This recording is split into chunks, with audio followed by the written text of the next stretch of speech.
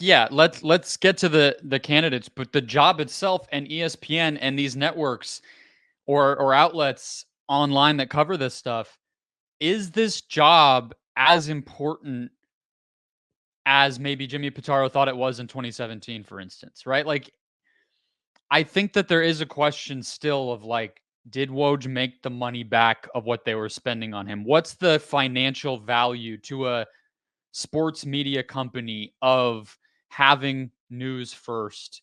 And yeah, it does end up in page views and things like that, right? ESPN writes up an article for everything. He tweets those out and blah, blah, blah. But maybe the relationship with the NBA of having things reported, maybe a little bit in the terms that the NBA is comfortable with. I just wonder, when we even think about a replacement, is that ESPN shelling out the money to do it? Is it just somebody naturally kind of taking that mantle? Or is there some world where, is it naive to think maybe we just go back to waiting for some more press releases? Because it's not like the information was not already going to be out there. You mentioned columnist Woj. We've talked about that. He also wasn't really doing the feature writing behind the scenes stuff that somebody like Windhorst is very good at. We weren't getting a lot of the why and how from Woj. It was really just information 10 minutes before we would have gotten it otherwise, or maybe a day before. I think it's valuable because ESPN says it's valuable. And I think that if you're ESPN, I think that they clearly did not like that somebody at Yahoo Sports was considered the preeminent NBA insider. And so I think that they've created this world where we have Adam Schefter, we have now Adrian Wojnarowski, we have Jeff Passan, we have Pete Thamel. Like, there is no world. If you're ESPN, you're thinking there is no world where the top insider should be somewhere else. The top insider should be at ESPN. Now, to your point, like, how does that affect ESPN's bottom line? I'm skeptical it does. Like, I don't like, especially in a world where they're paring back in so many ways. It's just crazy to me to think that that is worth the bang for the buck when you think they're spending what, 30, $40 million combined on all these insiders. Yeah, credit, let's say Shams stays at the Athletic, like, just credit Shams. Like, you're going to get, like you said, the transaction's going to come out in a press release anyways. Like, you don't have to, be on top of every story immediately, especially stories that are going to break within 5 minutes, as most of these Woj bombs are those type of stories. Now, you do get some of the, you get the months long, sagas with Damian Lillard and LeBron James's free agency and stuff like that. But by and large, like, these are things that we're going to find out about in the near future. So it's one of those things where you ask, is it valuable? It's valuable because it's ESPN says it's valuable, but I've yet to hear a strong argument for why it would affect ESPN's business in one form or another. It's kind of like when, and I know it's a little different because I know it's not. This is a good example, I think. Like when people try to do the posts or the analysis after the fact of what, like, a Nike commercial that has no like call to action to buy a shoe, but it's just about sports and Serena Williams and the good vibes and feelings you get watching her play tennis. And then you see online somebody says, "Oh, that was worth $3.2 million to Nike's bottom line." And you're like, okay, that's kind of how it is with Woj and people like that, where it's like, I'm sure there is the brand of ESPN being the best and the first and the most on all things sports, knowing that if somebody needs information, that's where you go. Like, there is some kind of like ethereal value to that. But if I'm in a boardroom knowing, hey, our finances are in a weird situation, what do we do here? How do we replace this? Is it important to replace this? That math starts to get a little fuzzy when you're comparing it to, this person hosts a show for us and we make this much money on that show. I wonder if it's something where ESPN has like such a stranglehold on the sports media world in terms of being the, quote unquote, but also literal worldwide leader, where they think if we just allow this one crack in the door, if we just allow Yahoo to be the place to go for NBA breaking news, this could all unravel. And this could be what sets everything off into motion. And this is how we squander a 3-1 lead that we've built for 40 years now. I almost wonder if there's something to that, because I mean, you're right. There's no, it was such a vanity hire. It felt like for ESPN. ESPN was breaking plenty of NBA news. They had a lot of NBA insiders. They had, beat at that point, I think they had beat reporters for nearly every team in the league, or at least, all of the ones you would consider high profile. And it's one of those things. Yeah, it's just, it's tough to figure out what it was that sent them in this direction. But I do wonder if there's something where they just didn't want to allow that one sliver of any competitor to have an inside track, whether it's NBA reporting or NFL reporting or anything else. Well, especially in a world, right, where they're kind of increasingly playing on the same terms, same playing field as a Yahoo. Yes, they still have a cable network, but for how long will that be the dominant thing in their business? How long can they even keep it that way, even if that's what they want? If it's about subscriptions to a streaming service, views and engagement online, that's not that different than whatever NBC's thing will look like here in a year when they are now airing games and driving people to Peacock, building shoulder programming and studio shows that they want people to consume, driving people to YouTube and Instagram and TikTok to get news and engage with the stories of the day and the analysis that they're putting out.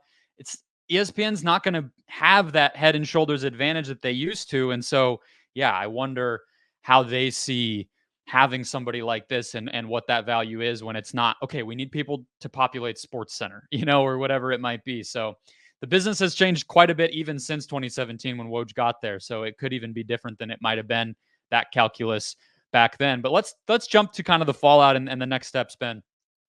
Replacements, big picture. You did do an article, lay out kind of how you thought about what ESPN might want or need to fill these shoes of Adrian Wojnarowski as their number one NBA newsbreaker. I think there are two big things, and it's obviously breaking news and obviously the ability to do it, not just, a story here or there, but like on a prolific basis. And I think that one is tough to evaluate because I think obviously Shams stands out in that regard, and so does Chris Haynes to maybe a lesser degree. But there's also, like I wrote about Brian Windhorst and Ramona Shelburne. They're not asked to do that. Like that was not their role at ESPN, and I have no doubt that they are connected enough that they could do that if that's what they wanted to do.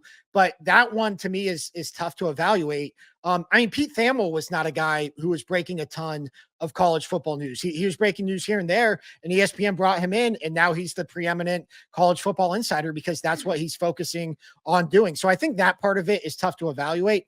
But the other part of it is they have to have a TV presence, because I think that's one thing about Woj is they did put him on air. He wasn't just behind a keyboard. He wasn't just tweeting from his phone. They were putting him on NBA Countdown. They were putting him on their NBA draft coverage, which actually I think annoyed him, because I think he would rather be breaking news, and that gave others who didn't have live television responsibilities an inside track on some of the stories. But I think that ultimately those are the two things: is you have to be able to break news on a prolific basis, and you have to be able to have a strong television presence, which actually I don't know if Woj necessarily even had a strong television presence, but he was good enough. He was passable. And I think whoever replaces him is at a minimum going to have to be as good as he was. Yeah, that's part of why I've always considered, not that it matters, but like in my head, I've always kind of thought Adam Schefter had a little bit of a leg up in terms of whether you're talking value to ESPN, just as a journalism nerd, like who's better at the job or whatever. Schefter's everywhere for ESPN. And Woj, to his credit, got a lot better on TV over time. The dude was coming from writing for a website and all of a sudden had to be like, front and center when all the biggest stories were happening on live air. Shefty has done it for a lot longer. I think that he can be on their Sunday morning show. He can do Sports Center whenever. He's on NFL Live. He's on Monday Night Countdown. He's wearing a, King Jester outfit, whatever that was. He's on McAfee shooting the shit with Boston Connor.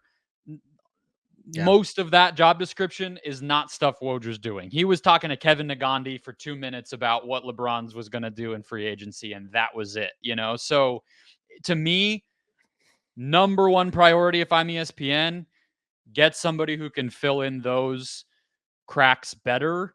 And frankly, if ESPN thinks that they need the closest approximation to Woj, somebody who can do all of that and more that he was doing for them, it's Shams or nobody, in my Mhm. opinion. There's not a number two. It's not a turn it on and turn it off job. You got to have the relationships and the practice and the know-how of doing the reporting. Hire the dude's protege. Yeah. There's no one else who can do this job.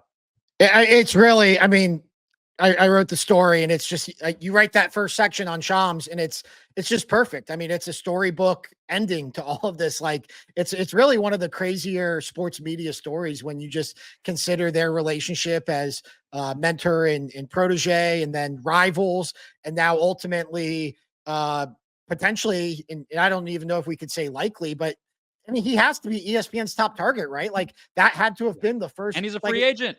right. And so that's the other part of it. Although, Yeah. so we know he's a free agent from Stadium. Is the athletic stuff like unclear? I believe that his deals are up everywhere. Okay. As far as I know, they're still talking to people. But, he did leave Stadium for sure. The FanDuel thing, as well as the Athletic, I believe, are up in the air. That's about it. But you gotta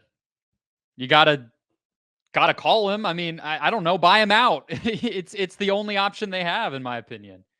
He has a lot of leverage too. And I wonder if he'll get, because it feels like there are two type of ESPN deals right now. It feels like there's you're our employee and you work for ESPN, and we are leasing you, and we are you're still allowed to do, FanDuel TV with Kay Adams. You're still allowed to do these projects on the side, but we want your NBA information. And that's actually an approach that Shams has taken already in his career, when we just mentioned like 3 outlets he previously worked for simultaneously. So I think that's actually now that we just talk it out, like I think that's kind of a fascinating subplot to all of this.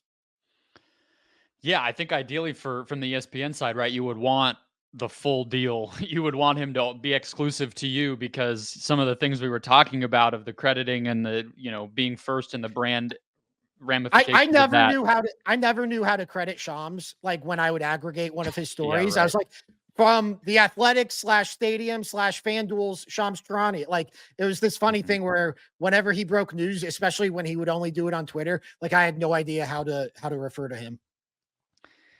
But do you agree that, I mean, yeah, it's no disrespect to any of these people. Brian Windhorst, Ramona Shelburne, Chris Haynes, they've all accomplished a ton in the industry. They'll have no shortage of suitors with it. Chris Haynes being a free agent, or if any of them were to move in this musical chairs of NBA media evolution that's about to happen with the new media rights package. But no one's on the level of Woj and Shams, and now one of those guys is leaving. You got to get the other one. I mean, otherwise you're either de-investing, reducing your investment into that position and having it just be the assemblage of people you already have. And yeah, we'll get some breaking news. We won't on other things, and that's just going to be how we do it. Or you're asking somebody to do a job that they've never done, and maybe you're not even going to be first and most dominant on all the news anyway if that person doesn't end up being up to that task.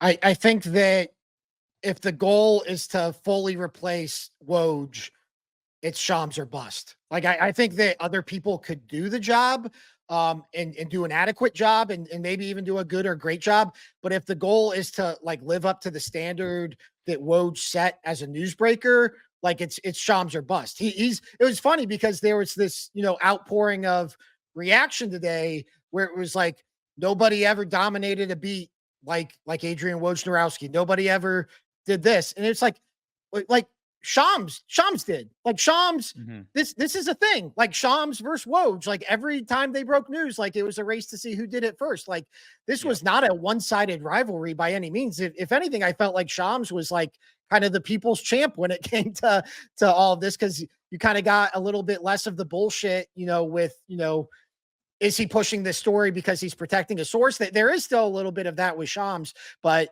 he does a little bit of a better job of at least hiding it, I feel like.